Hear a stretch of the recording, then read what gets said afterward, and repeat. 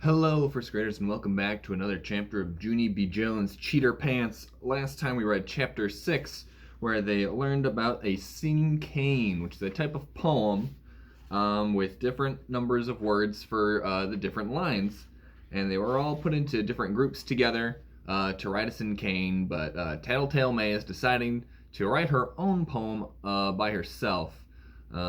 I feel like she's planning something because she thought that it was the cinquain was called a tin can, and Mr. Scary said she was wrong, which made her pretty upset.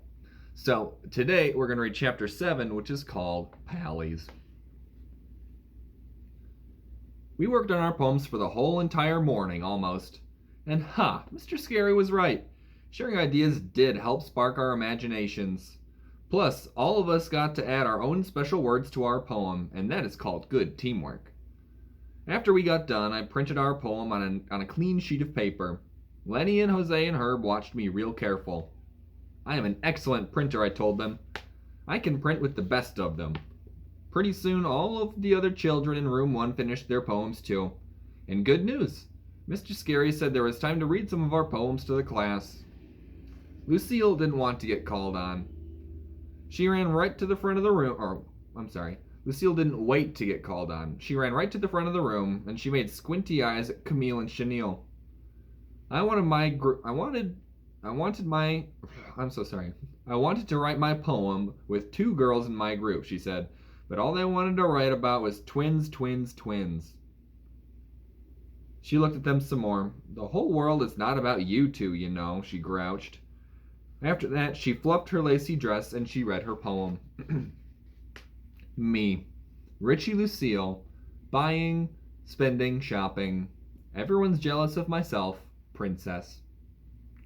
After she was finished, Mr. Scary sat there for a second. Then he smiled and nodded.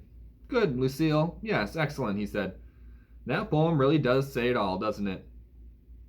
Lucille nodded. Yes, she said, it does. Then she did another mean look at the twins, and she sat back down. After that, May didn't wait to be called on either. She ran to the front of the room just like Lucille, and she hollered out her poem real loud. Tin can. Tin, tin, can, can. I have perfect hearing, and Mr. Scary told me it was tin can. He did, he really did. Mr. Scary rubbed his chin. Yes, well, that certainly was an interesting poem idea, May, but it didn't really follow the rules of a cinquain, did it? He said. You mean tin can, said May. Mr. Scary did a sigh.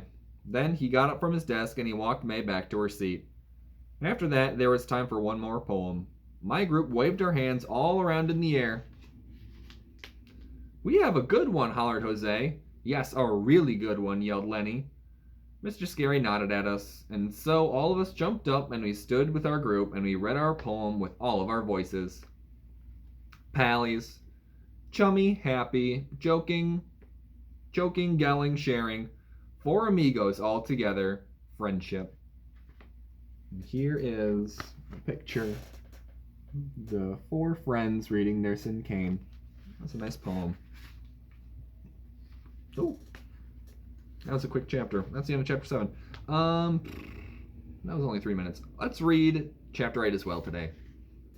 Just to fill in some time. Alright, so we're also going to read chapter 8, which is called A Plus Us. A plus! We got an A plus on our poem. Mr. Scary came right back to our desks, and he took his red pencil, and he wrote an A plus right on top of our paper. What a wonderful poem you guys wrote, he said. I loved that. We jumped and clapped for ourselves. It was the funnest morning I ever saw. And that is not all, 'cause lunch and recess kept on being fun too. On account of when 4 friends are in happy moods together, life is a joy, I tell you. After recess, I hurried back to room 1, 'cause I couldn't wait to see what happy assignment we would do next. I skipped to the room and looked at the board, and then, boom, I came to a screechy stop. On account of the board had 2 terrible words on it. It said, spelling test. And I forgot all about that stupid thing. That dumb test was supposed to be last Friday, but then he got put off till today. And now how was I even supposed to remember that last night? 'Cause I was worried about my note, of course. My legs felt weakish and limpish. Very slow, I dragged my feet back to my seat. The desks were back to normal again. Herb was already sitting down. He turned around and looked at me. "What's wrong, Junie B?" he asked. "Don't you feel good?" I laid my head on my desk. "I forgot to study my spelling words last night," I said, "and now I'm going to be in trouble with Mother and Daddy again." I did a whine. "This is the whole dumb problem with school," I said. "One minute you're all joyful and happy, and the next minute your joy gets flushed right out of you." Herb tried to make me feel better. "Don't worry, most of the words are easy this week," he said. He paused for a second. "Sort of." I did another whine, because sort of does not mean really. In the front of the room, Mr. Scary was passing out paper. "Is everybody ready for our spelling test this week?" he said. He winked. "Since you had 4 extra nights to study, I'm sure everyone will get a perfect grade, right?" My stomach turned into a knot ball at that comment. Pretty soon the test began. Mr. Scary pronounced the first spelling word, and he used it in a sentence. "Fox," he said. "The fox is running through the woods. Fox." I perked up a little bit, because I know how to spell fox, of course. I printed it neat on my paper. "The next word is box," said Mr. Scary. "I keep all my toys in a box. Box." I sat up even perkier, because, box is just as easy as fox. Mr. Scary smiled. "The next word is would," he said. "I would like all of you to do well on this test. Would." Just then I stopped perking, because sometimes I get that one mixed up. I wrote down some letters. W-O-O-D. Then I crossed them out on account of that would have been the wrong kind of wood, I believe, and I tried again. W-O-U-D. I shook my head. That didn't look right either. Finally, I covered my face and I did a groan. "Shh," said May. Herb started to turn around to see what was the matter. Then he quick stopped himself, because no turning around during a test, of course. I looked at what I wrote some more. Then I strained my brain. Sorry, I lost my place. Then I strained my brain to try and remember how to spell it, only nothing came to me.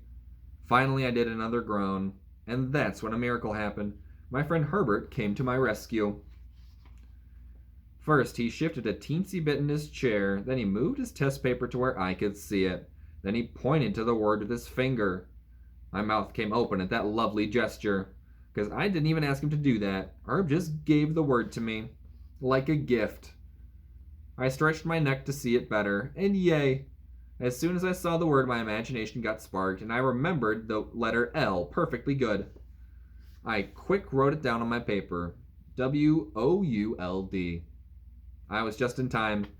Mr. Scary was already on to the next word.